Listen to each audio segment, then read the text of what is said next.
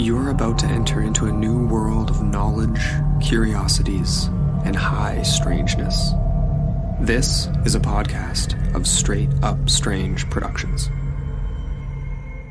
This episode is brought to you by our Patreon supporters. Become a patron today at patreon.com/intotheportal. As the earliest travelers of ancient Europe crossed through the dense woodlands of what is now the German Rhineland, they encountered certain dangerous creatures that would shape their very lives. Animals, entities from somewhere else. Their presence struck a depth of fear into their hearts unlike any other beasts lurking in the forest shadows.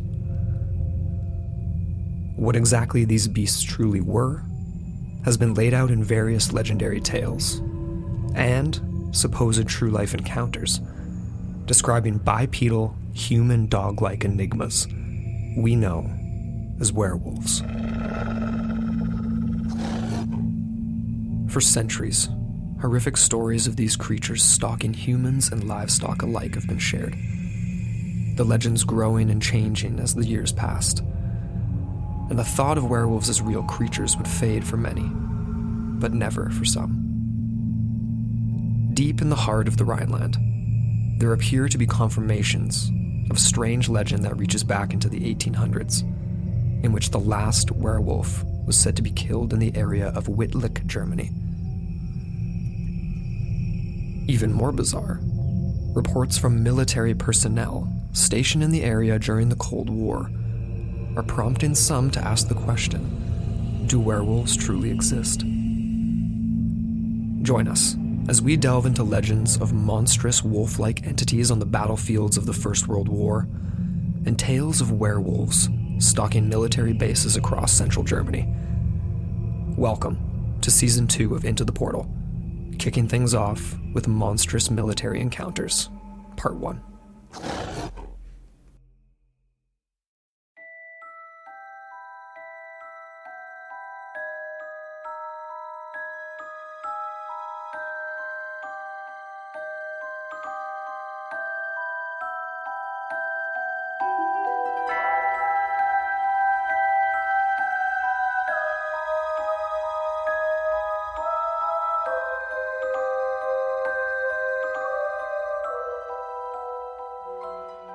Hello, I'm Amber A. And I'm Andrew McKay. And welcome to Season 2 of Into the Portal. Your gateway to the bizarre. So yeah, welcome back everyone. Season 2. Woohoo! What's poppin'? What's happening? This is like, I needed this desperately. I've been waiting for this. It's been, a month and a half, roughly speaking. The break was nice. We needed a break. But then it was like creeping up to this release date for episode 1 of season 2, and it was like, oh my god, we need to get back on the mic. So this feels really good. So it's nice to be back here with you guys. It's like riding a bike, right? Yeah. Maybe. We took a hot sec to get the some of the recording equipment set up this morning, and we're like, wait a second, how do we do this again? Where goes what again? I don't know. Where goes what? But yeah, no, you guys, we are really excited to be here for season 2. And we're kicking things off with something we know you're all going to love. This was a pretty highly requested topic over the last 3 years, which, just to remind everyone, season 1 was actually 3 years long. So we may or may not do that for season 2. But probably definitely not.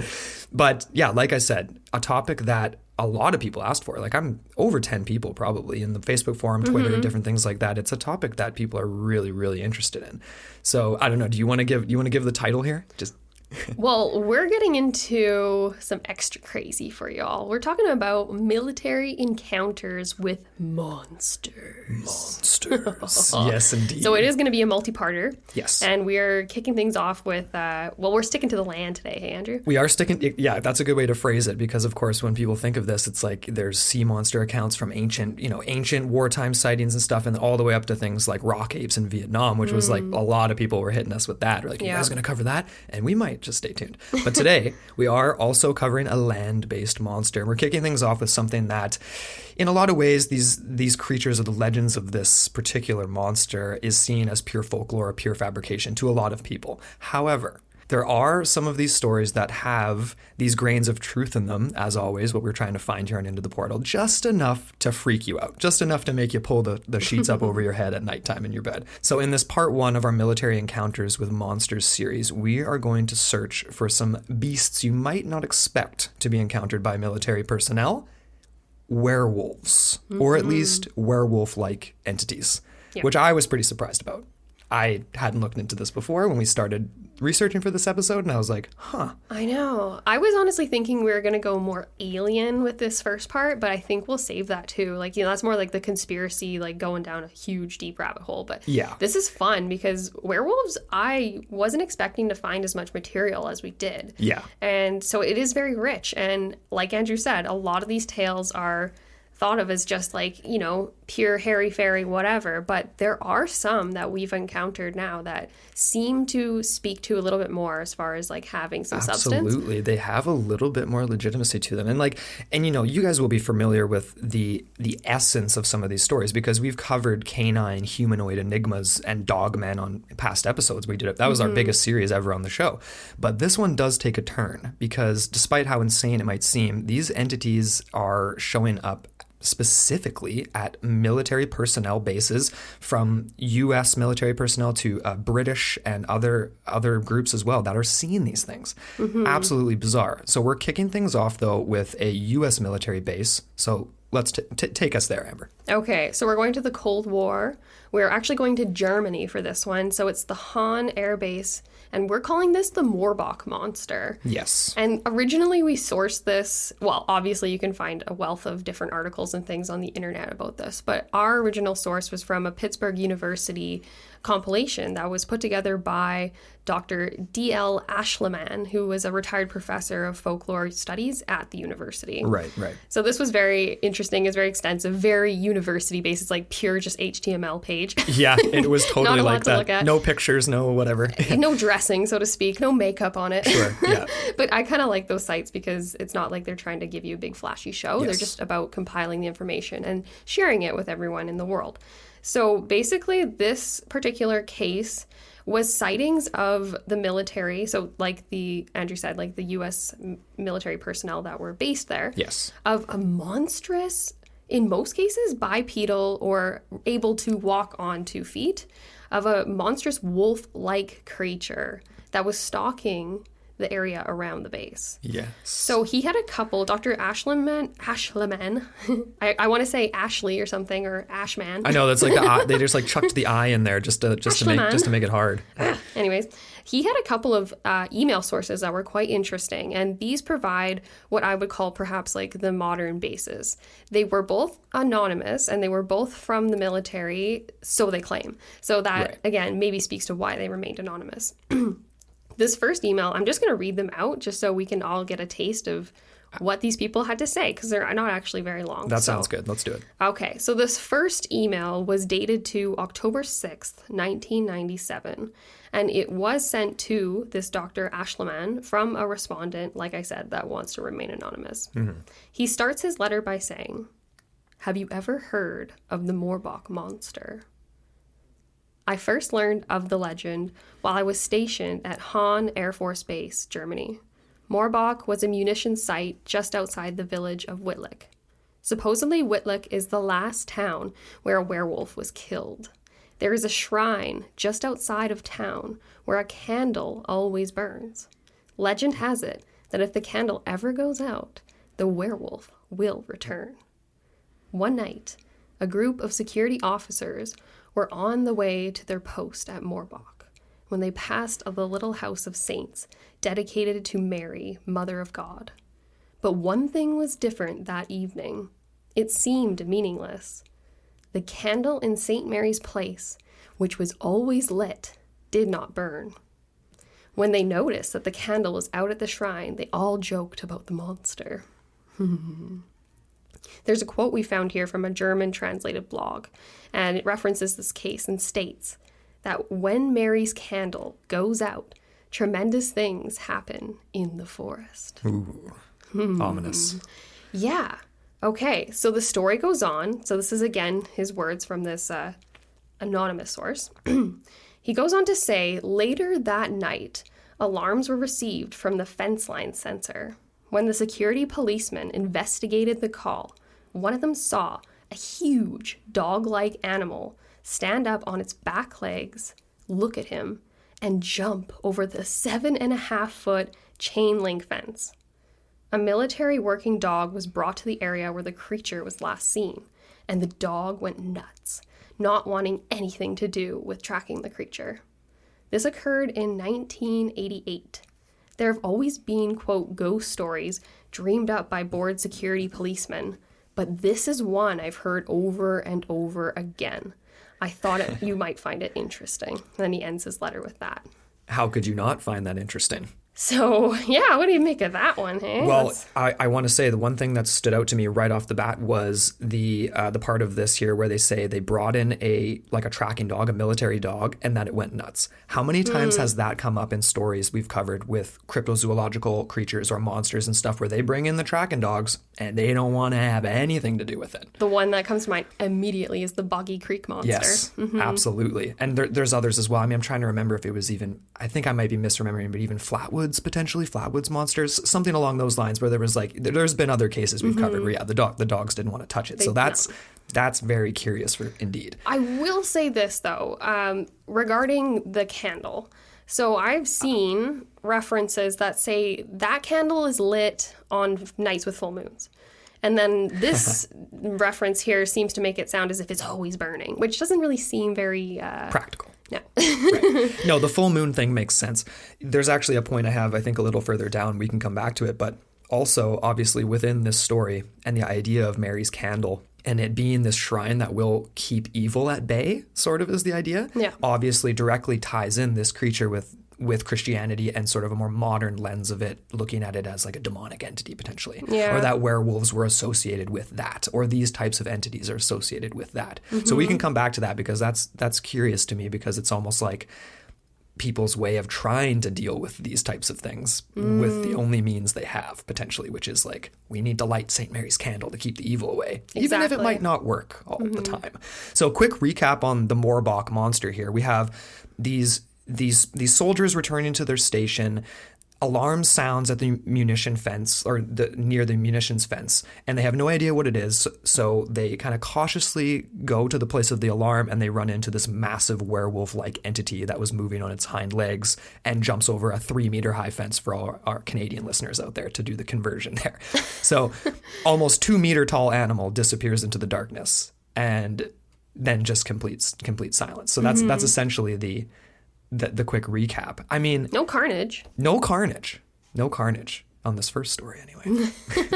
Okay, let's continue on. Okay, because it doesn't end there. Dr. Ashleman actually had another email from a different correspondent who also wished to remain anonymous. This other one was dated, it was November 16th, 1998. So about a year-ish in between these two.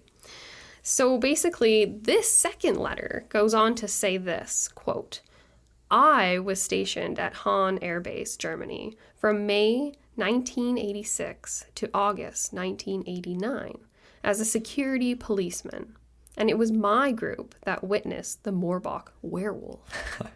Whoever told you the story about the monster that you put up on your website had very accurate information. The creature we saw was definitely an animal and definitely dog or wolf-like. It was about 7 to 8 feet tall, and it jumped a 12-foot security fence after taking 3 long leaping strides. End quote. So he kind of makes that security fence a lot taller. Well, who went knows? From 7 to 12 feet. There potentially could be different sections of the fencing too, where it's like almost like an entrance point. Maybe it's a little bit higher at one spot and lower at a different. I don't know. Or it could be on a hill, and if you're on the hill, like on the downward slope of the hill, and then jumping over it, then anyways. That's so the just actual length of the fence might be the same, but the elevation could be different. Yeah. Yeah. No, that's a nice little corroboration for this.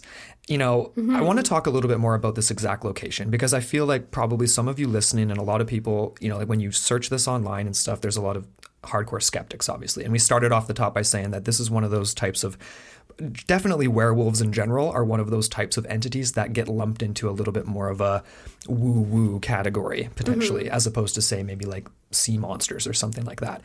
But the point I want to make is that like the location where this takes place in Germany, near Wittlich, Germany, is so rich with werewolf legend lore. And the sightings and encounters and the fear of these types of entities goes back so far. it's crazy. And these events specifically at Han Air Force Base, you know, a location in southwestern Germany, you know, characterized by rolling hills, you know, farmland, lots of wooded areas, very much similar to the types of areas where it reminds me of like Peter's Stub, if that rings any bells for anyone. If you don't know, I'm going to talk about it a little bit later. One of the earliest werewolf cases, quote unquote, in Germany. Did you mention him in the Dogman series? I might have loosely mentioned him in the Dogman. Deserves its own episode altogether. Yeah. But specifically, just so everyone knows, Han Air Force Base, or Air Base, was a frontline NATO facility that was placed in Germany, lasted over 40 years during the Cold War, built in 1951 by the French soldiers that were stationed there, operational by 1952. And this was the home of the United States Air Force 50th Fighter Wing. So in various different designations.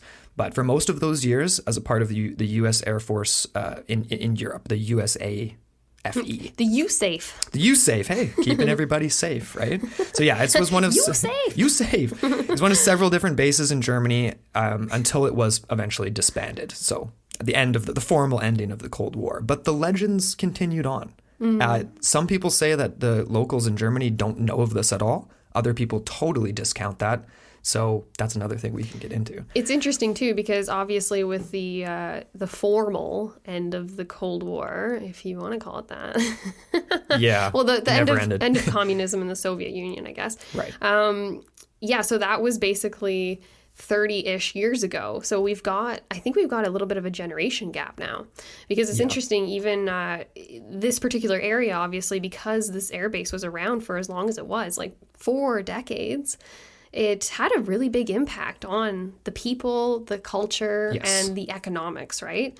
And when it was disbanded, there was actually quite a bit of strife related to, exactly that, the socioeconomic structure of that area. Yeah. So this is interesting. I actually pulled up this article that was talking about the effects and the despair and all that. And it was a bit of a depressive sort of state for people. And the mayor actually had this to say. It was a man by the name of Wolfgang Schmidt. And he said, "Nobody can replace what we are losing. More than half of the people in the region depended on the base for their livelihood. The Americans were part of the Hunsrück just as we are," and that's just the region. Yes. "They were already here when I was born. I grew up with American kids and worked at the base myself for 6.5 years. For the younger generation, it seems inconceivable to imagine the place without them." Yeah, and that to me, like, I'm really glad you added that in there, because a lot of the skepticism about this story, the evidence or whatever, quote unquote, for people that are skeptics, they say, well, Germans in this area have never heard of this. They don't know about the Morbach monster. But then when you read something like this, it's like, well, how could they not? I mean, clearly this base was there for a long time. If this was a story that was even just told amongst U.S. military personnel to, like, quote unquote, haze newbies, is a phrase we've seen before, you'd think it would have been relayed or it would have been a folklore tale throughout the community. Well, clearly there was a communication, because they knew, right, about the candle. They knew about the St. Mary's, what the significance was, but that's what I'm saying. Right, they joked about it, like, everyone will do. And that's where you kind of have this sort of, I kind of like waffle back and forth over and back on that line between, is this pure, exactly what you said, like hazing and just trying to, like, scare the newbies and all that kind of thing? Is it something that they heard whispers about from the locals and then dreamed up their own legends? Or are they really seeing something out there? You know what I mean? And if that is the case, how far would that trickle down through the lines into their families, into their households, into their children? Perhaps their children would even share, like, So you have to imagine that either that was the case, or it was the total opposite, where no one talked about it. And if you experienced it, that's when you clam up and you don't talk about it. It's almost like the Mothman thing, where it's like, it comes up every now and then, but for the most part, I would imagine a lot of people just scoff and be like, whatever. Yeah. No, I get that. I mean, we do have a couple other accounts to kind of add on to this. So we're working up to that. So and another thing that I wanted to mention as well, like, that builds off of that little account from the mayor, is the remoteness of the airbase. Known for not the greatest weather in this area. It was a place that was like, would foster closeness amongst the community, because everyone's kind of just right there. You know what I mean? You got to hunker down every once in a while. And there's thousands of former Han Air Base residents that are part of different, like, forums and stuff like that. Groups of GIs that talk to each other, like, even today. So this was something that I noticed, like looking at comment sections on different forums and articles about the Morbach monster, that I thought was really interesting because, you know, a lot of it's pretty confrontational and not useful, and you can't actually corroborate whether anyone is who they say they are. Mm-hmm. But, you know, there was a lot of conversations I saw that were pretty, you know, like, you know, not ridiculous internet conversations, and people essentially saying, you know, like, oh, I was stationed at Han Air Base and I heard this story but never experienced it myself. Or someone saying, you know, I was stationed at Han in '88. The story was complete fabrication just to haze newbies. And then there would be a response to that from someone with an eloquent response, you know, saying, well, that, you know, whatever, that's your opinion, but I knew people that saw it. Yeah. And, you know, I was going to pull up a bunch of examples, but there's a lot, and I'm not just going to be reading comments from blogs to you guys on this episode. You can look at it yourself. But I thought it was interesting because it's like a super tight-knit community. And it's just one of those weird things where it's like, if it's such a tight-knit community, it's a base that lasted for so long. Some articles say that Germans know nothing about it, yet it is so tight-knit, and the mayor has a statement like that about how important the Americans were, and they were friends, and he worked there and all this stuff. I feel like someone's hiding something.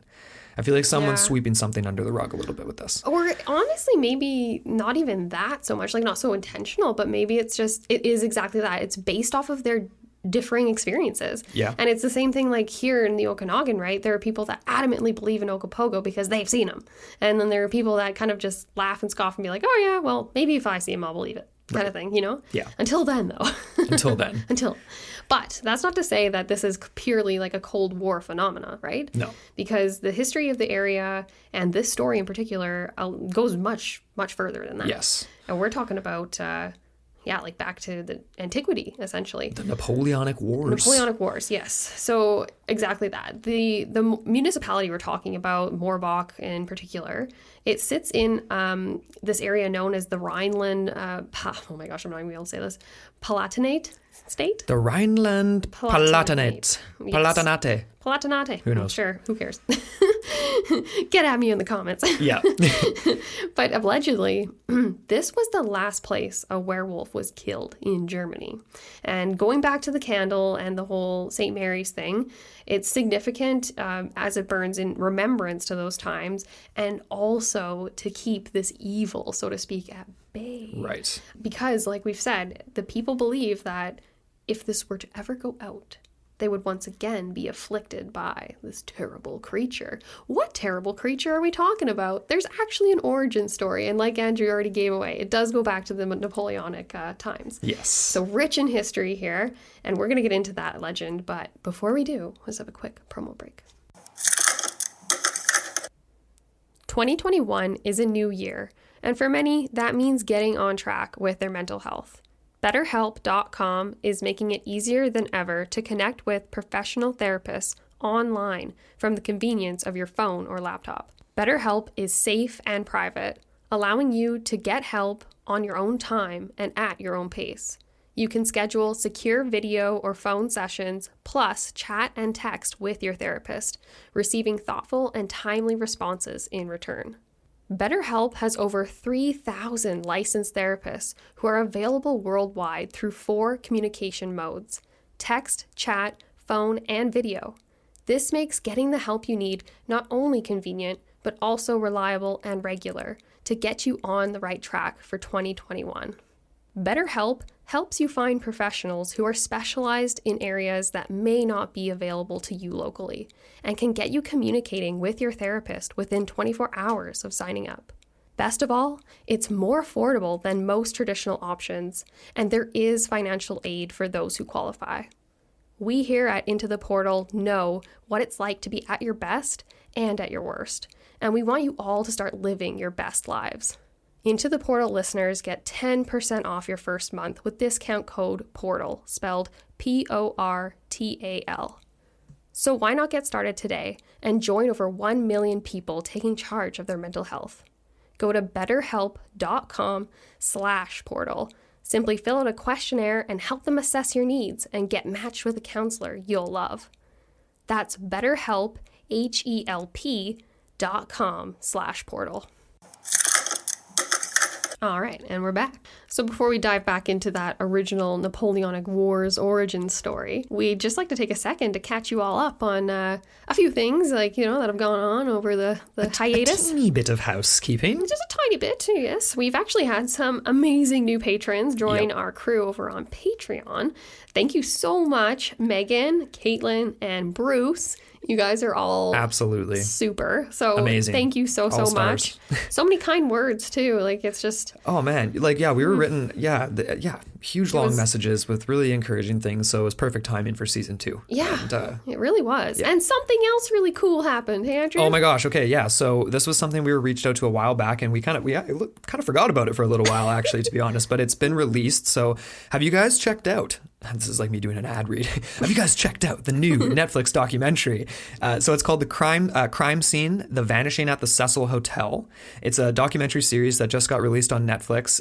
It's currently in the top 10, and we are actually featured in it. We haven't actually got to the episode that we're featured in yet. We just watched the first one, but we've had people texting us and reaching out to us saying, oh my God, you guys are there. So we don't actually know how long the clip is. It's in episode 2 or 3 or something like that, but into the portal, we've got an audio clip featured in this new documentary series, which is really cool. I really am so curious about what they pulled. Me too. Like, I am too, because we talked with this guy a while back, and he was asking us all these questions about Elisa Lam and the Cecil, and it's funny because we're not a true crime show. That was one of the few true crime cases we had covered, because it had potentially paranormal leanings, if you want to go that way. But anyway, we're really excited about that, so we encourage you guys to go check it out, and shoot us a message when you listen, and let us know what you think. It's actually, okay, so I was kind of like wary about the whole thing, because a lot of documentaries that come out aren't really the best in terms of maybe the presentation or maybe the content itself. Yeah. But this actually has both. So I was very happy. Really well done. I was very pleased to see the quality, and I'm really intrigued. It's so funny, we covered this so extensively and in our own research, but there are so many rabbit holes with that case, and I think one of the episodes is even called that, Down the Rabbit Hole. Yes. But it's really well done. So you're not going to be disappointed if you check it out. Absolutely not.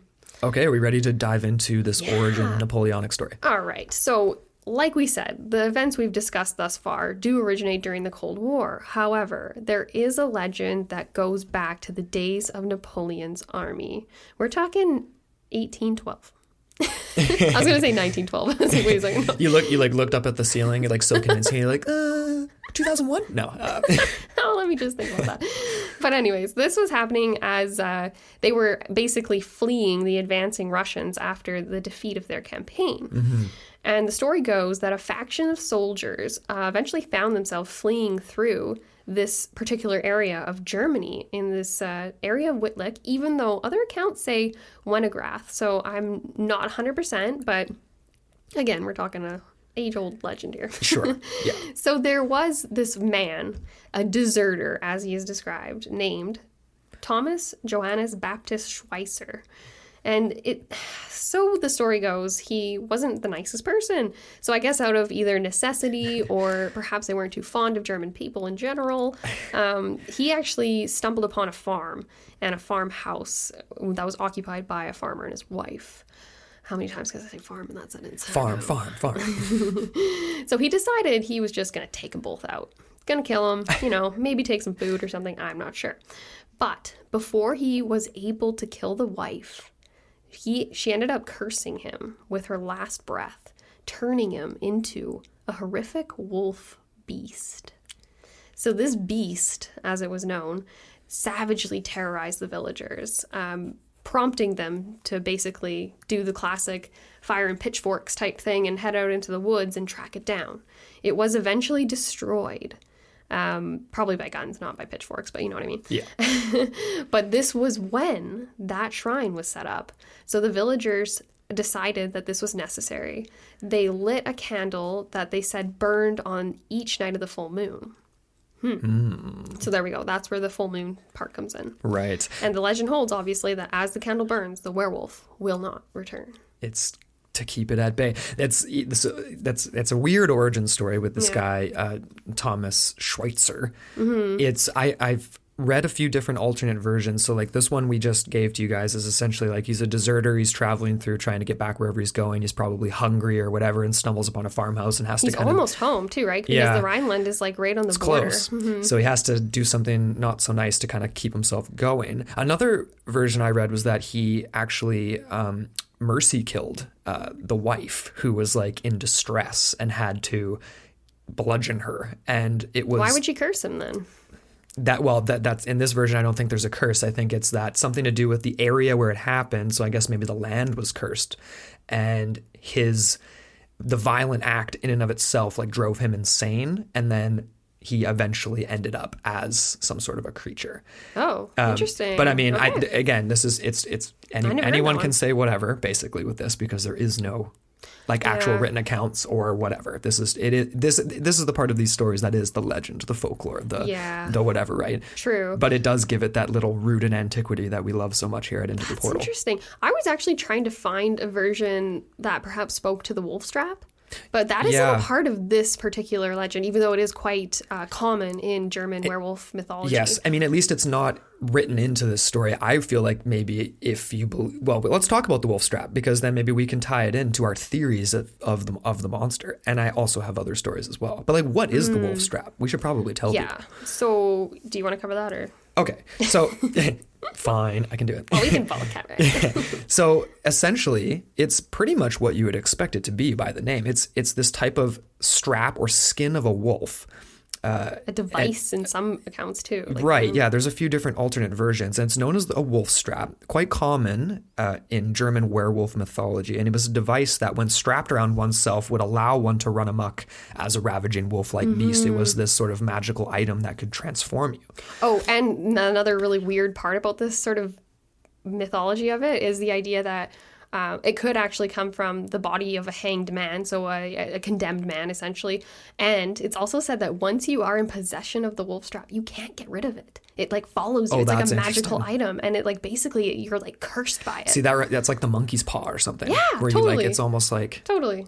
I wonder if there's like a positive angle to the wolf strap where like there'd be a reason that someone wants to touch it or use it or whatever. I never came across that. It was always just this thing turns into a werewolf. And it's impossible to destroy, supposedly. Ooh, that's interesting. Like a demonic book, you try to burn it. It can't be burned. Like it just stays the same. Right. Which again goes back to the whole Christianization, perhaps, of all of this. It's true. Anyways. But. This is where I come back to the reference to one of the earliest werewolf, quote unquote, werewolves in history. And this is Peter Stump or Stubb. There's a few different spellings of this name. No one knows exactly when he was born or where he was from.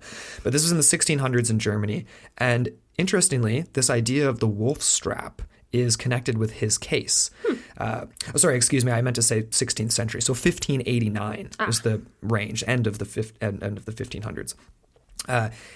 One of the most infamous cases. This guy, he was, I mean, if you don't believe in werewolves, he was just a ruthless serial killer and psychopath, essentially, right? He confessed to having practiced black magic as early as the age of 12, and he was essentially a devil worshiper. He claimed that the devil had given him this magical belt or girdle, or wolf strap, essentially. It's like the English translation. Interesting. Which would enable him to change into the likeness of a man beast or a werewolf. Does this sound familiar to anybody? Yeah, that sounded pretty good. So could such an item combined with potentially black magic spells, or I mean ancient pagan ritual, even which this area is rich in as well, have something to do with this?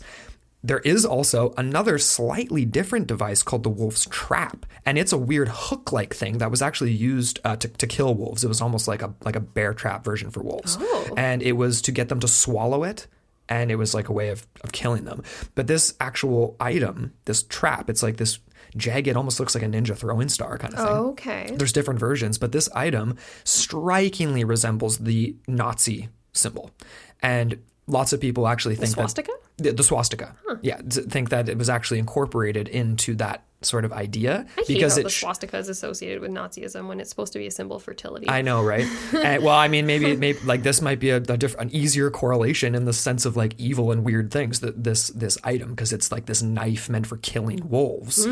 And then, of course, this ends up tying directly into World War II and the Nazis as well, because they had werewolves, not real ones, but they did. I mean, obviously we know that massively tied into occult, you know, like looking at the paranormal and like alternative thoughts and lines of thinking that they used to build Theosophy. We have to cover still. Exactly. That they used to build up everything that the Nazi party was. And they actually ended up having this paramilitary unit that was literally like the reverse of Inglourious Bastards. It was the German version of like that fictitious movie, where it was like this specialized paramilitary group meant to terrorize allied special units.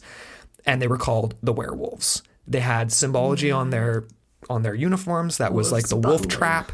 Well, that's so cool. Well, it's not cool, but it's like, that's crazy. And I had actually never read about that paramilitary group in studying history, World War II history and stuff like that. But I just thought that was interesting because, okay, it's not real werewolves. We've been talking about real werewolves in this case, but obviously. What was it called? Like the wolves? Okay, wait. So there was like the Luftwaffe, or no, how do you even say that? I wonder what the actual name was of it, like in Germany, because they had so many badass like looking names. Like, anyways, I shouldn't even say that. I sound like I'm like hyping up Nazism, and I'm not. No, we're just into World War II because who isn't? It's fascinating. It's absolutely fascinating. But this just goes to show it epitomizes the roots of werewolfery in Germany and the idea of the occult and really the belief in it. It wasn't just tweaked a bit to be used for propaganda. There was real grains of truth in what they thought they were talking about. Real stuff that or at least related to folklore and stuff that, again, right, the American people, that military that were stationed over there would just be getting the inklings of. Just the tidbits. Okay, well, let's get back to Ashleman and some of the actual werewolf stuff here. Yeah, because like we've been saying all along, these werewolf legends are plenty, and they're very well known. And this is interesting because Dr. Ashleman, in his documents, he's gone ahead and translated a source that he has by a man named Karl Barth. And so basically, he talks about how... the wolf belt is the biggest part about all of these. Right. And according to this Karl character and his sources, that were obviously German sources, many people possess the power to transform themselves using these belts. And they would roam about the night, attacking their enemies, livestock, in some cases, even their loved ones. And so I did pull a couple of stories here. This first one comes from a master builder named Langfeld, and he was from a place named Rostock. Okay. So this is Bart's source, and he basically says here, quote, in Fahrenholz, in the year 1682, a number of people were accused of being able to transform themselves into wolves and were put on trial. Sounds like witchcraft, but anyways. Only 30 years ago, in the 1840s, numerous examples of this kind of magic were related in all children's rooms, although there have been no wolves in this particular area, Mecklenburg, for more than 100 years. This proves how widespread these legends formerly must have been. There was a guy in this area, I can't pronounce it. What was it? Mecklenburgish? Mecklenburgish. I guess that's what they called him. But the guy named Bear that stated, so far as I remember, in my youth, I only heard of male werewolves, never females. However, in other regions, gender made no difference. Interesting. Yeah. And obviously the full moon and all that isn't directly involved in this. It's the strap. It's this item. It's this other black magic. And it's funny you said witchcraft. It's kind of similar to that. It is, yeah. And it did sort of start to kind of like become like this around the same time. You know what I mean? As witchcraft stuff. Totally. There was one actual story that I didn't include in here, but I thought it was kind of interesting because it does speak to the idea that obviously there was a lot of... It's kind of like the same as witchcraft in the sense that like the villagers and the people around the supposed like accused start to almost like just get suspicious. They have like, say, like a couple of weird deaths of like sheep or something in the area. Absolutely. And then all that. But there was one story I saw that was from the wife of a man who supposedly had a wolf trap in his possession and ended up going after her and almost killed her. And then she ended up turning him in, and he ended up getting killed. Damn.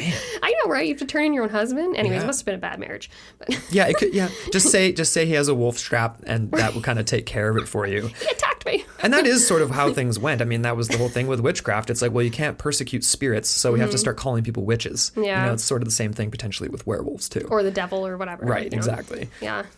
Anyways, that was kind of interesting. It's like like you were saying the other day. It's like, man, back in the day, you couldn't be sarcastic at all. Oh, man. You would just get killed. Well, should I relay the Peter Stubb? I mean, maybe it's a little graphic, gosh. but I mean, Well, just as an example, like, yeah. I mean, Peter Stubb, I won't go into all the gory details, but when he was on trial for being a werewolf and actually executed, they thought it would be the most practical to tear away parts of his flesh really Hellraiser slowly, method. Hellraiser style, and then decapitate him, and among other things. And like, that was just kind of the practical thing to do. And I made the comment to Amber yesterday, like, I don't think people had sarcasm back in the day. Like, I don't think that was a thing. no. Because you wouldn't be doing this. Like, it would just be like, somebody would be like, guys, just, like- a bullet and a hole would be fine. Like, I mean, I don't know. Like, right? this seems excessive. It does make sense, though, if the idea is that you need to tear apart the evil. You need to make sure it's not in the same form. It's No, almost the idea that is the point. like, Yeah. what if it came back from the dead, right? A lot of people were very suspicious about that type of thing. Absolutely, that's the point. Like putting rocks in the mouths of buried vampires, quote unquote, and Ooh, stuff I wonder like if that, they right? even chained his body to the ground. Ooh. I think they might have drawn and quartered him and Oh, okay. sent him all over. I'd have to double check on Peter there. Shipped him off to sea. But I think that was probably a good transition into a couple of other military accounts in Germany, because that's what I wanted to do for this case, because we kicked it off with Morbach, which is very much this legend, right? Like we said off the top. But there's more than one account. And I found a few different references in a book called I Know What I Saw, Modern Day Encounters with Monsters of New Urban. So this is written by Linda Godfrey, who we've mentioned before. Nice. Yeah. She's awesome, author of many different books on different paranormal subjects. Specifically, she's really specializes in like dogmen and werewolfery, beast of prey. Yeah. I think she's from Wisconsin, actually. Oh, okay. But she references multiple accounts from soldiers stationed in Germany, not at Hahn Air Base specifically, but fascinating nonetheless, and also relatively close by, with under 100 miles. So this is the first one. So several miles northeast of where Hahn Air Base was stationed, there was another military installation called Fallingbostel. I actually don't have the name of the base. It was a British installation, though, not a American one. So there was Royal Military Police that were stationed there. Royal Military Police, for everybody, like I didn't look too much into this, but it's basically exactly what the name describes. Basically, people just stationed various places throughout the Cold War to just maintain peace and keep tabs on things going on. Not really like military hardcore personnel, but you're there. It's military police. You're just stationed there to impose your presence. Yeah, it's almost similar to me, like when I would look at photos and stuff, it reminds me of kind of like UN soldiers type vibe, something like along those lines. Just in case the Soviets decide something. Like, Yeah, right.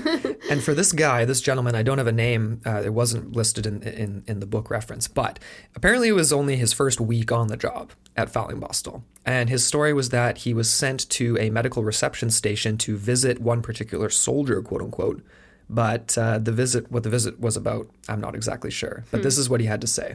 Several regiments, including my own, were in a specific area, but the medical reception was around 500 yards away via a footpath surrounded by wooded area on each side. Halfway to the medical center was a small WRVS, Women's Royal Voluntary Service station. Having visited the soldier, I made my way back to the unit. The whole area was almost desolate, as the division was away on exercise, leaving myself and rear parties. As I approached the WRVS area, I noticed a dog in the undergrowth ahead of me. It looked like a German shepherd. This gave me a little concern, as it was a high rabies area at the time. I stopped at first, then moved slowly towards the dog. There was no other way of avoiding it, as there was a mere 10 feet from the path, and there was no other way to pass it. I stopped approximately 40 feet from the animal to assess the danger. I was confused about its appearance, as the dog had a long snout of a German shepherd, but had incredibly long ears. It looked more like the dogs seen in Egyptian hieroglyphics. Its snout and ears were much longer than I had ever seen on a normal dog. Realizing there was no other route, I gingerly started to walk slowly down the path, keeping it under observation. As I got to around 20 to 30 feet away from it, it stood up on its hind legs. It was around 7 to 8 feet in height. I had no chance to observe further as it started to walk towards me. Initially, I thought it was some sort of very thin bear, as its body was dog-like. But there are no indigenous bears in that area of Germany. As I mentioned, it resembled ancient depictions of Anubis, but with a dog's body and not a human's. Its color was dark brown. From what I could see, a pretty persistent color too. Had it been a dog, it would have had a lighter underside, which it didn't. It sat directly watching me, and then stood in complete silence. It made no animal noises of any kind. I don't remember it. I didn't recall at the time any peculiarity with the eyes, just appeared to be dark like a bear's eyes. I certainly didn't get close enough to smell it. I was running off, and he was laughing in this account. To be honest, I ran like hell back to the medical center. In fact, I didn't stop running as I was unsure whether it was following me. As I mentioned previously, there was no other easy way to get back to the garrisons, and I eventually decided to take the long route back via the local town, a trip of around 3 miles. Several days later, still thinking I'd seen some sort of dog unknown to me, I mentioned my experience to a female German clerk, and she casually said, "Oh, you must have seen a werewolf. You were lucky to escape." The werewolf. Interesting. Ooh, infamous. So what do you think of that? It's strikingly similar to the description of the Morbach monster. Definitely. Within reason, obviously, because you get differentiating, obviously estimates of size and height and whatever else, like even the fence in the first couple, like that went from a 7 to 8 foot fence to a 12-foot fence. So if it was a 7 to 8 foot fence, if the creature itself is 7 to 8 feet, then maybe that makes more sense. Or I don't even know. Maybe it's half kangaroo, half dog. Well, hey, who knows, right? I mean, definitely that would be pretty terrifying. Yeah. That's for sure. So this guy literally, so he didn't even get back to the base because he was halfway to that medical center, like you mentioned. Yeah. And then he sees this thing and then he just turns around and peels out of there. That's how it reads. Crazy. I mean, I wouldn't keep trekking along. I wonder, because obviously this is during the day, right? It didn't actually say a time. Well, if he's going to visit someone, it's obviously not going to be at night. It's it could military. be in the evening, though. Yeah, it could have been dusk or something. Who knows, actually. I'm curious about the actual, visibility of what was going on. That's a pretty scary story, though. And then just to have that, very cavalier confirmation, or not a confirmation, but just of the weirdness, right? By someone just saying, oh, that's got to be such a stark thing when someone just says something so matter-of-factly. What do you do with that? You're like, what? So you're can I just okay. Should I just never walk alone ever? Right. And obviously this confirms that the area is rich with this werewolf legend and lore when someone is going to say that to you. Mm-hmm. And obviously, very strangely, as we've been talking about in this episode, a lot of it involves military personnel. Mm-hmm. And I think that's simply in a lot of ways because of the places where these bases are stationed, right? They're not in the dead center of towns and cities. They're in sort of more outskirts, smaller areas, forests, wooded areas, things like this. In the pasture lands. The pasture lands. Mm-hmm. So these are the places where historic references to werewolves come from too. You don't hear stories of werewolves in Berlin or something like that. It's out in the outskirts. Yeah. And so I think that's what also it gets chalked up to. It's it's just uneducated farm folk throughout history making up folklore stories. You can take that however you want to, right? Yeah. And obviously just because of the Cold War itself and because of all the Americans stationed overseas, it does make sense that a lot of these accounts more recently are coming from those types of people, right? Because this is new to them. This is all they're just learning and experiencing this for the first time. But we've already established a precedent of the locals experiencing this decades and hundreds of years before. Exactly. So it's a very established phenomena, I'd say. And there's more accounts to corroborate that. Yeah, you had another one. So I have another German account to kind of add on to this Morbach evidence, if you will, however you guys want to phrase it. So this was, again, from another book written by Linda Godfrey. I'm actually trying to remember which one. I think it was Monsters Among Us, I believe, is another book she had written. And when I saw that, I immediately thought of, shout out to Derek Hayes and Monsters Among Us podcast. Awesome show. We still haven't got him on the show. We had stuff in a cryptid crate one time. We still have to connect with Derek. But anyway, we'll make that happen. Yeah, I really want to. But this was a reference that Linda had written about that was a letter that was written to her from a soldier's wife that was only named S. So again, we keep getting this, right, where people don't really want to be named. Let's call her Sandra. I'm surprised, though, people don't just give an alter ego, like an alias. Why wouldn't you just give a full name? I guess. As an alias. True. It's just so frustrating for us having to search ancestry, like the J.E. Kincaid from King. It's just, is your name James or what is it, man? Make it up. I don't know. Give me something more to go. That was really frustrating. But anyway, so the soldier's wife, S, wrote to Linda Godfrey to just basically give her this story about troops that were stationed that year at a U.S. military garrison facility called the Hohenfels training area. So this was stationed in an area of Wolfsegg, Germany. And the story essentially goes that this woman's husband and his comrades were camping out overnight. So obviously they were like on leave, right? They were camping overnight in a farm field nearby the training facility. And on one particular evening, they had chosen to bunk inside a M458 military track vehicle, something they just had to use at the time. But in the middle of the night, was awakened by a strange scratching around the vehicle's window. So this is what the wife wrote. Suddenly, a large canine head appeared in the window. It looked dog or wolf-like, but had glowing red eyes. Sound familiar? The eyes frightened my husband the most, she said. It made bold eye contact for a couple of seconds, then disappeared from view. It would have had to have been 6 to 7 feet tall, standing on its hind legs to reach the window of the truck vehicle from the ground. So again, this is a massive creature. It's obviously stalking something. Is it looking to eat? Is it just curious? I don't know. Either way, it's kind of freaking me out. Yeah, no, that's totally freaky, man. The next morning, my husband tried to tell himself that he must have been dreaming the whole thing, but he found tracks and paw prints all over the muddy ground outside of his vehicle. Ooh. He told his fellow soldiers about this, quote, spooky creature, but nobody knew what to make of it. The thought of a huge, possibly phantom wolf-like entity roaming a military training ground and the window peeping at slumbering soldiers does sound a bit fantastic, Godfrey goes on to say. And she calls it a, quote, possibly phantom wolf. Oh. And the reason she calls it this, and I tend to agree with this from creatures we've talked about in the past, is the red eyes. Something that was lacking in the last account for whatever reason. But this red eye, it could be a condition of various different things, but to me, it sort of just screams demonic or evil or something along those lines. Yeah, definitely. But obviously, a lot of the people, the skeptics, again, that will mention these stories will just say, like, this is sort of just almost a carryover from fear of wolves throughout history in the area, potentially. But it's like, these are U.S. soldiers stationed. Why would they have They that? don't have that same imprinted history. Imprinted, that's kind of funny. Yeah. I wonder if you ever took any photos or anything or got a mold or anything of those tracks. I mean, if you're not, I will say this in his defense, you get that a lot, right? When you hear of like, oh, they reported that they found like some sort of print or some sort of whatever, but where's the mold? And it's like, come on, who the hell carries plaster around with them wherever they go? Yeah, you know? and that's or the even same. a camera. I know, like obviously these days we have phones, so that's a but different even story. that, I can't stand that when I see that online and people being like, we've got all these high quality cameras and phones. How come nobody can snap a picture of Bigfoot or the UFO? It's like, man, you know how hard it is to. I don't know what my draw time on taking my phone out, opening my camera app, making sure it's like not on video setting and taking the pictures. Like, that's not going to be there anymore. No, you can't even get a picture of a bird, much less like, you know, like No. something else like that. Picture of a bird. It's tough.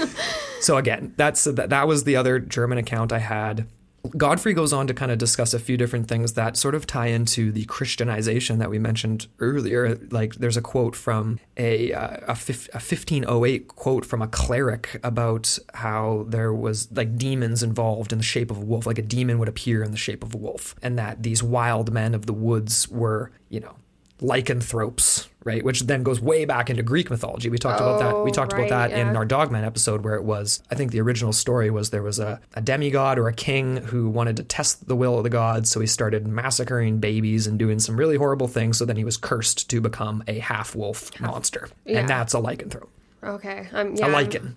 A lichen, yeah, right. So at the end of all this, we've given Morbach and then these two other cases. Like, what do we make of all this, right? Are these creatures the same beast potentially? Because a lot of people seem to think, oh, it's the monster. There's one of them. Right. But could there be, and again, it depends on what your theory is. Interdimensional, cryptid, whatever. Well, that's exactly what I was going to kind of speak to, is like the idea, like Linda Godfrey's got her, it's almost like reminds me of like Black Shook or something like that, you know, like is this coming from another dimension, another world kind of thing? Is it coming from the underworld? Is this something that is a flesh and blood creature? If that's the case, then is it breeding? Does it have population? Is it a paranormal phenomena where we have the wolf strap but we don't have the wolf strap anymore? Something I didn't mention, actually, going back to the whole wolf strap stuff, was the idea that I think it was the same guy, that Barch guy.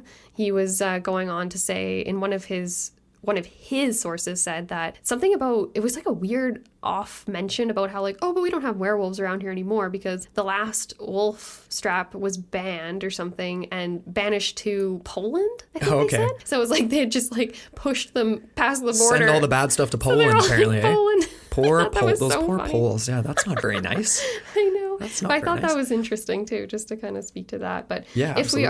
we are, if it is like a paranormal phenomenon like that, then You know what I will say, just to add a little extra woo-woo on top of all that, and I don't think I've ever done this before, even on 3 years of the first season of Into the Portal. The idea of like, we always separate, flesh and blood cryptozoological phenomena. Could this thing be like a breeding animal?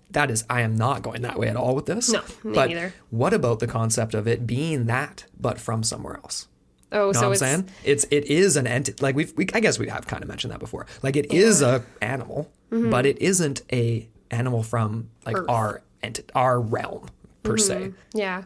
Anyway, that's a All right. classic Andrew move there. I think that's not a great segue, but we can continue to go on with some of these sources emailed to Dr. Ashleman. Well, yeah. And honestly, we already have touched on this, but I did want to kind of just talk about the military aspect because that is interesting, and the idea of remaining anonymous and emailing information to someone like a professor of folklore, right? Yeah, like a Dr. yeah. Ashleman back in the 90s. Yes. This isn't the days of that we know now, right? Where there's huge, like, things explode on the internet. People, like, on Reddit forums, on like, Yeah. like whatever. It's like, this was kind of like it was the internet era, obviously, because he's getting emails and he has his own website. But it's like, think of the 90s, guys. Like, this isn't the world of, like, the World Wide Web that we know today. It wasn't just for pure entertainment. No. I mean, So you really have to dig and search for stuff that you are interested in and intrigued with. And I'm not saying, like, obviously, because these are anonymous sources, there's no way to verify them, right? Right. So that's the frustrating part. But again, going back to the idea of the military, if they were still active servicemen or they were stationed even here, sorry, not here because we're in Canada, but in America, like they're back home, right? But they're still servicemen, they're still active, then maybe they obviously need to protect themselves. We've seen that so often, right? Where it's only after they retire that anyone comes out and says anything. Pilots, military personnel, all kinds, astronauts, all kinds of stuff. Yeah. The Pentagon, CIA. Yeah, absolutely. Yeah. But again, I just thought, like, there's different ways that you can actually interpret this too. And what if even, like, this is me kind of like being the sort of like pop in the balloon kind of thing or whatever. Sure. But just the idea that could this just have been not dreamed up by, because obviously we have a lot of historic precedent and things like that, but like something for the Morbach locals who, after this airbase was taken away from them, you know what I mean? Like, it's almost like it becomes like a little bit of like Like a tourism story kind of thing. well, that's kind of what I'm trying to say, yeah, is the idea that you see this all over in roadside America, right? Like, just like whatever, these like little towns with nothing going on, and then there's like the roadside attraction that they're trying to like bring people in and whatever, and they have their own local legend. No, I get that. I could see that being So I just wanted to bring that up because, like, we did talk about the economic disruptions and hardship that occurred after the disbanding of the base. Yeah. So I'm thinking, like, well, could this be some crafty locals attempting to bring some tourism? So and then that's the thing. It's like, I mean, I Who's really lighting this candle too? That's my other question. That's a good question. You know who we should reach out to, actually? I should have before this, is Travis Dow, who speaks German and has some connections over there. Maybe he's got a reference to this because, like, what you're saying there, it's like, I think that's possible. Mm-hmm. But then if that's true, that means that the locals know about the story. And there's a lot of these skeptics and people refuting the Morbach monster, saying nobody in Germany knows about this. This is literally just a total folkloric tale made up by a couple of U.S. personnel, and it's brought back to the U.S. and it's all over English blogs, even though we did find some German translated stuff referencing it as well. So I think there could be there's somewhere halfway between. I just wanted to mention that quickly. Just it's worth mentioning for sure. I think, well, again, I am not doing my best with segues here in today's episode, but that's okay because I'm actually going back in time. I like this though because we started with the more modern sort of stuff, Cold War era. We're going back now to World War I. Correct? Yes. Okay. And not in Germany, but associated with the Germans and Germany in general. Well, it's just across the border there in France. Very so close. They're very, very close. Germany, Belgium, France. Yeah, we're all right in that neck of the woods. And so this is a tale from World War I. And Belgium. yeah, it's all right there. But the point I really wanted to bring this up because it's another horrifying monster case that is slightly different than the Morbach monster, but I had this feeling that maybe there was an inkling of a connection here. So I wanted to talk about the Hound of Mons. All right. Pretty spooky. Another like wolf dog-like creature? So yeah, okay. So this German connection here to the culture and the concept of werewolves and wolf entities in general, in my opinion, but whether bipedal or simply some sort of massive like black shook-like entity that you've mentioned, we can decide that as we go. But this story comes from an alleged account by a Canadian veteran from the Battle of Mons, stationed there, named F.J. Newhouse. Here we go again with the initials as the first name. Struggled to find F.J. On Ancestry or other things. That could be anything. It could be Fred James. Right? So it's tough. But, okay. These events take place in the Belgian city of Mons. So famous for the epic standoff of the vastly outnumbered British against German forces. This was the epitome of World War I. Trench warfare, machine guns. Horrible. Nasty, nasty stuff. And it was here where a group of British soldiers actually managed to hold back like way more troops for a 2-week period before being forced to retreat themselves. And Canadians were stationed there as well. So this alleged character, Newhouse, after the fact, relays this terrifying story that begins with these just unexplainable events regarding a Captain Yesks and 4 of his men of the London Fusiliers. It's like a division, I guess, or a group. Mm-hmm. A classic story of war, basically. 5 men go out, caught in no man's land, never to return. Of course, we know from history books and representations, like, you know, that this was an absolutely, like, the worst place to be caught, no man's land. That's the reason that it's called that. And like so many before, they never returned. So they go out and do body recoveries the next day. But when they were found, they allegedly did not have any bullet wounds. They had not succumbed to the typical violences of war that you would expect. But when they were discovered, rather, they had been ripped apart, their throats specifically torn out by some kind of animal. And they were riddled with bite and puncture marks, according to Newhouse. So I'll just let that sink in for a sec. No bullet wounds. Clearly some sort of animal had done this. Very strange. So obviously people that find this are going to be freaked out. But the legend continues to get even more strange. Because several days later, the fighting's continuing, and British soldiers in the trenches, they claim to hear these shrieking howls coming from no man's land. It sounded something like between a wolf and a human. I mean, sound familiar? And other areas at night were basically places they couldn't see. It's almost like some sort of entity was just stalking the dark and the mist where it couldn't be seen, but it was terrorizing everyone around it. And according to some accounts, again, not peer-reviewed sources, what they heard sounded was something like, like between a man and a wolf, and it was on both sides. So it was something clearly attacking German soldiers as well, which is pretty scary. Oh, that's interesting. Okay, so it wasn't just one side being attacked. Yeah. That plays into a theory later on. It does. Mm-hmm.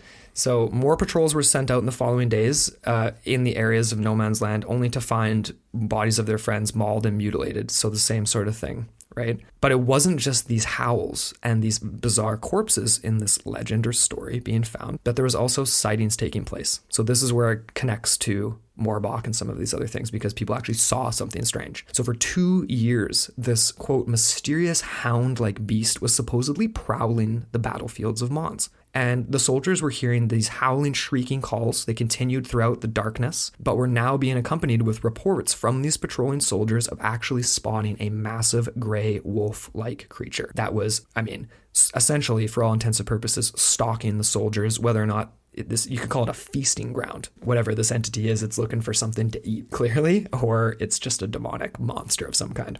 Mm-hmm. So this creature was intentionally stalking these areas, either to outright attack or to consume the corpses. My question is, how the hell did it not get shot if this was a thing that was there? Oh, yeah, it kind of goes back to Godfrey's theory. Is this like a phantasmal Black Shook style, right? Yeah. And again, I'm just relaying the legends here. I'm just saying this is a story, so we can speculate however we want. The screams would continue throughout the nights in the days passing, and some of them, like I just said, were seen to be coming from both sides. So the German soldiers were also clearly being stalked and attacked by this creature. So like Amber was sort of alluding to, this dispels some sort of early talk about how this might have been some kind of German directive against the Allies. Yeah. Although the official explanation is sort of related to this in the end, because it's associated with German shepherds, feral German shepherds. But this story was first published 1919 in an edition of the Ada Evening News from Oklahoma, so an Oklahoma-based newspaper. which I found was a bit of a head scratcher because this is a Canadian. So unless he married an American woman or something, or who knows? Like war does a lot of things. You can end up wherever. You can end up wherever. Who knows? But this was soon picked up by other publications. And like we said off the top, the original story is supposedly from this guy, F.J. Newhouse. We did a little bit of looking into that. I don't know if you wanted to speak to that. Yeah, you know, I tried to dive into that on Ancestry, and it was nigh impossible to confirm his identity because of his very strange, if anyone has any tips on that, like dealing with initialed names on Ancestry, like I would love to hear from you because those are really frustrating. There was none that I could find that even closely matched up as far as dates of anything. So I was kind of just like, all right, is he a real person? Is he not? Maybe it was, again, right, like a pen name. Could have easily been that. But sure. Again, this is where it takes a bit of a turn. Oh, a bit of a turn. Bit of a turn. That's an understatement. Because in this article, Newhouse actually claimed that he had done his own research and had come up with his own explanation for this creature that had been attacking both sides, I'll say. So again, that doesn't really help his argument, but he claimed to have found documents that related this like secret military experiment that was held by the Germans, and they were trying to create some sort of bioweapon, like a human hybrid soldier type thing, which we again have talked about quite a bit. Like the Russians and the ape men. Yes. Stalin's ape men. Totally what I was thinking of there. Yeah, exactly. So Newhouse had said, supposedly, that he had found documents. I don't know where the hell he found these. But if he's a Canadian and he's like in war and then he's over in the US. He's doing some, he's a genealogist. He's doing some research and stuff. Who knows? Perhaps. But he had found these documents referencing Dr. Gottlieb Hochmuller. He was a German who had supposedly undertaken a bunch of experiments intended to insert the mind or brain of a deranged maniac into that of a hound. Yes. So this was actually a direct quote from Historic Mysteries, and it says here, Gottlieb, quote, roamed from one asylum to another and eventually found a man who had gone mad in his hatred for England.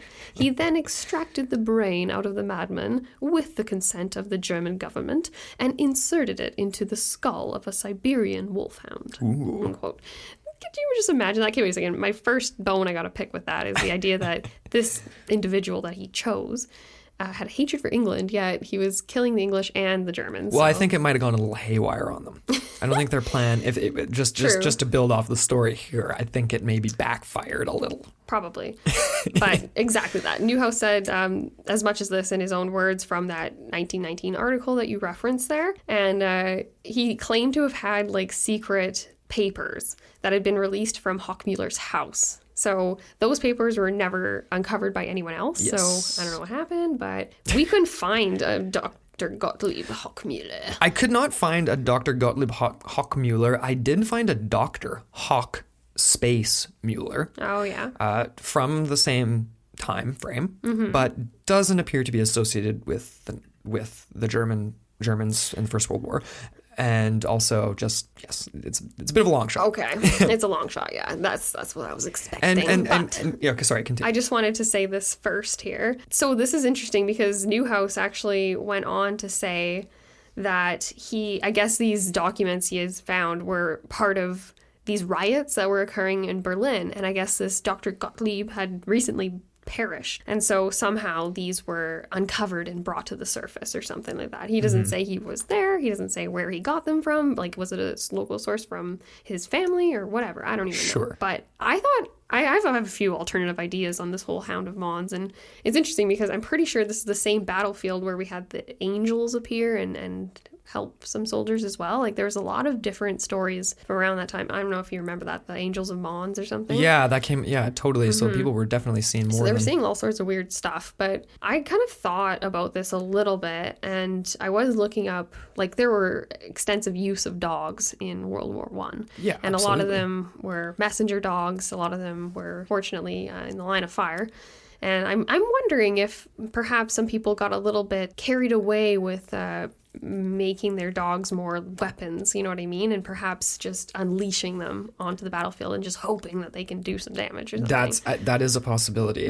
Did you want me to read? I just want to read the second half of this quote here from Newhouse, because it just reads, it's just so fascinating and strange. He basically says, quote, "The death of Dr. Gottlieb Hockmuller and the recent Spartakan riots in Berlin has brought to light facts concerning the fiendish application of this German scientist's skill that have astounded Europe. For the hound of Mons was not an accident, a phantom, or a hallucination. It was the deliberate result of one of the strangest and most repulsive scientific experiments the world has ever known."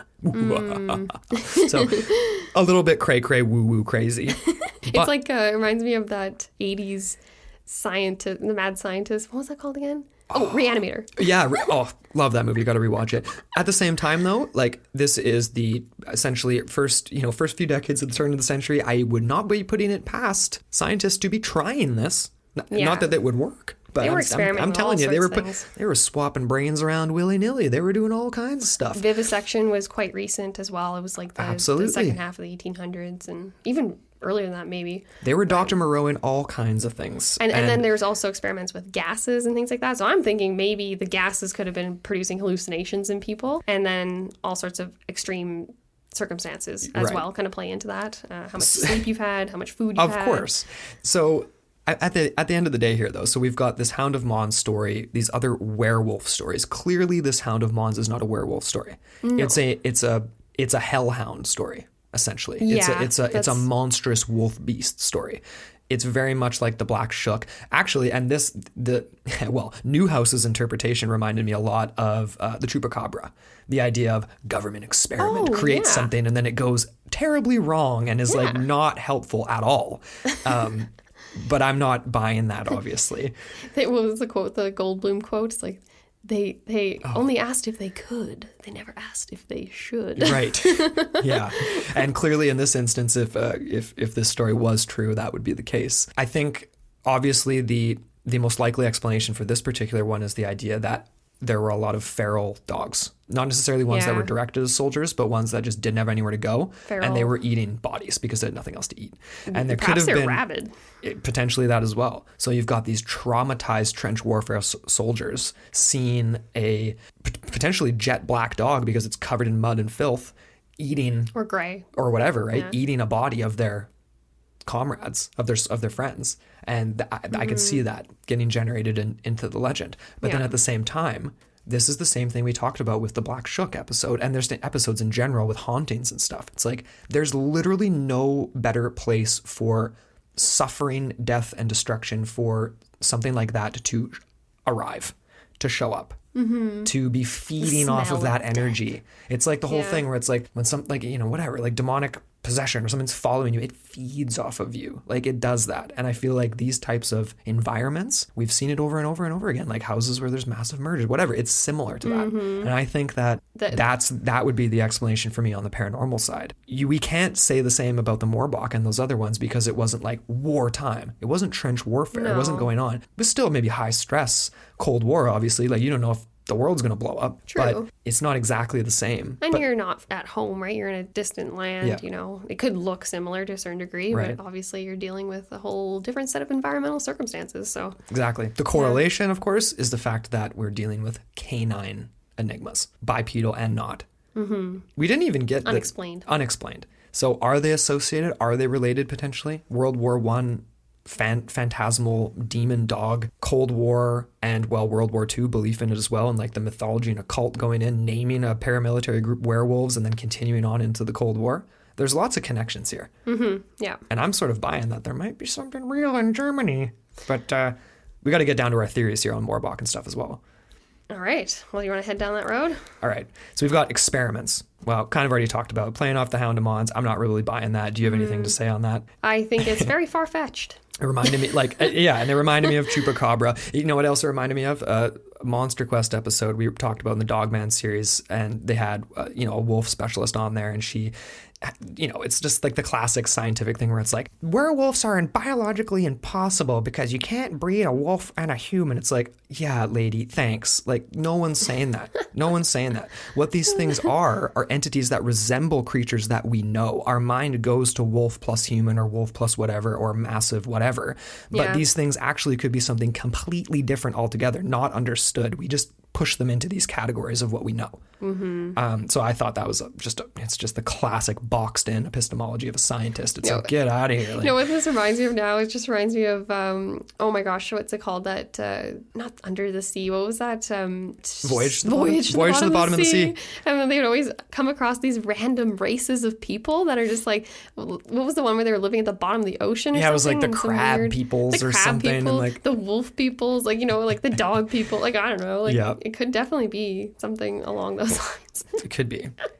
The next theory we have here, which is Andrew's favorite, yes, I just referred to myself in the third person, is interdimensional entities.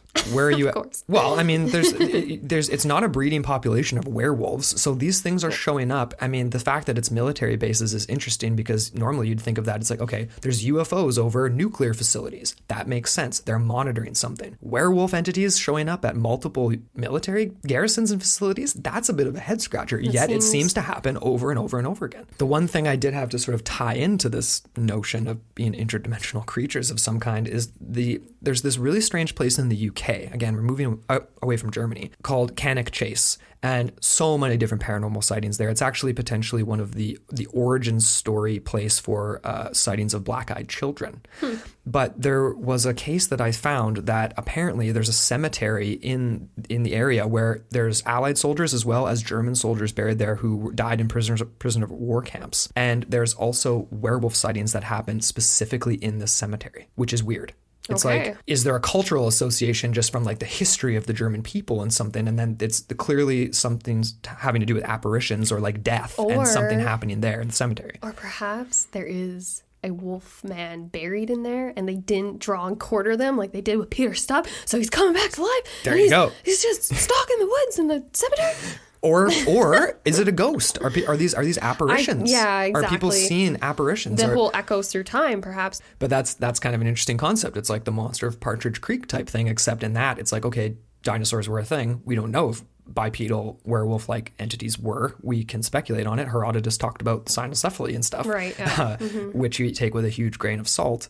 But I just thought this was really interesting for the interdimensional angle of it, the Cannock Chase, because, quite honestly, because of the association with black-eyed children. And that's something we're going to cover on Patreon. If you guys aren't familiar with that case, it's terrifying, and go listen to Astonishing Legends, whoever's covered it so far already. But it's the idea that these children of these entities could be coming from somewhere else. And if there's also sightings of werewolves in the same similar area, well, this seems to be kind of like a Skinwalker Ranchy type of situation or something. Yeah. It's like, well... Or just filled with all sorts of demonic type entities or dark entities that are taking... They're shapeshifters, perhaps. You know what I mean? Like, and it's like clearly that there's certain points that are gateways. Yeah. And that's where people see them. I can't wait to get into the black-eyed kids. Yeah. And I guess the last thing I would have to say on that note, just to kind of get everyone really scratching their heads.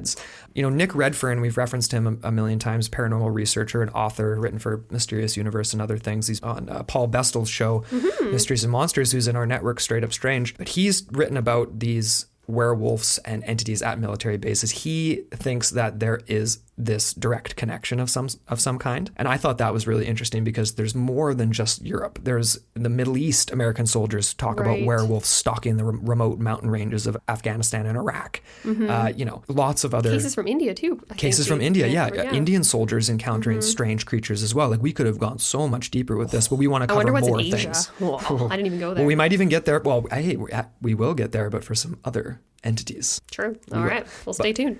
Exactly. But could they be for reconnaissance, I guess was the last thing I was going to say. If they're interdimensional and they're showing up and they're yandering at military bases, I mean, what are you doing? Oh, who peeking through the fences? Yeah, who are you working for? At the end of the day, I believe in werewolves in the sense that I believe people see something.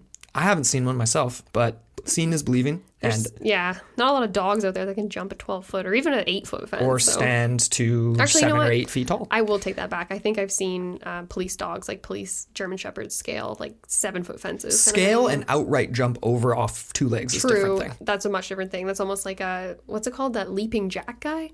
Oh, like Jack? Springy Jack, not Stingy. Stingy. There is Stingy Jack too, though. Remember? Oh yes, he was the lantern Halloween guy. Yeah. This is just like the referenced old episode here. I've just been doing a bunch of that. Aw, anyway, yeah. It's just nice to be back, you guys. I think that's why. I think so, yeah. And we're just so pumped.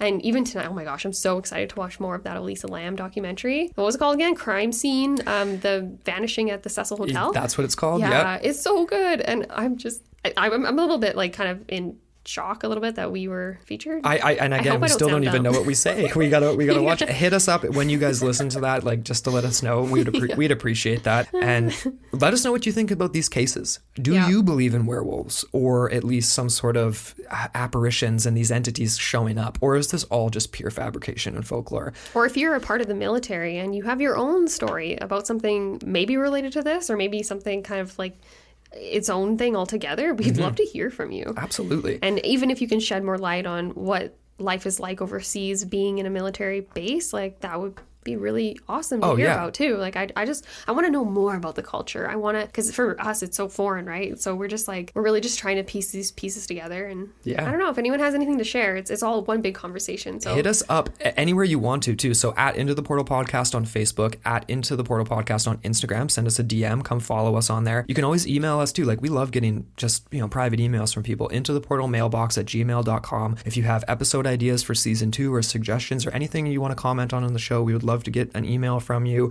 You can sign up for an email list on our website too. I think we're going to try to do some more cool stuff with some of our emails this year and Into the Portal, and there's just so much cool stuff coming. So we're really, really excited.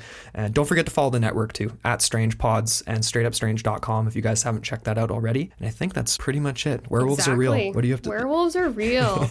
And we want to hear from you. Of course, we'd like to thank our producers and all of our Patreon supporters. Yes. Adam and Stanley, our producers. Yeah, Adam and Stanley, our producers, and all of our listeners. Thank you so much for joining us for this very first episode of season 2 of Into the Portal. We have so much more to bring to you guys, and we're just really excited to be here.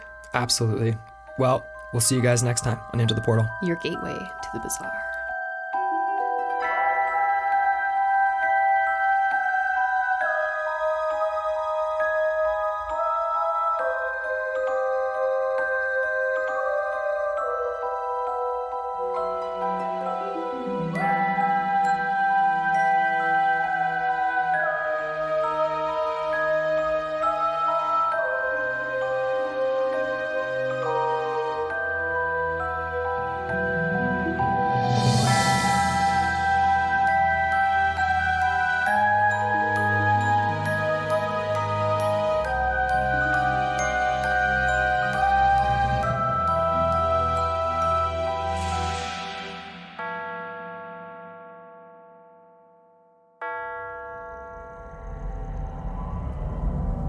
This podcast is a part of Straight Up Strange Productions.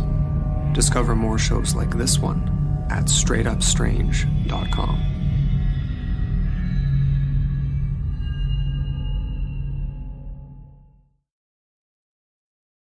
Introducing Peacock, the new free streaming service from NBC Universal. It's hit movies, current shows, live sports, trending bits, and timeless hits. And that's why you can't not watch. Peacock. Watch for free, upgrade for more. Stream now at peacocktv.com. Law & Order SVU streaming now.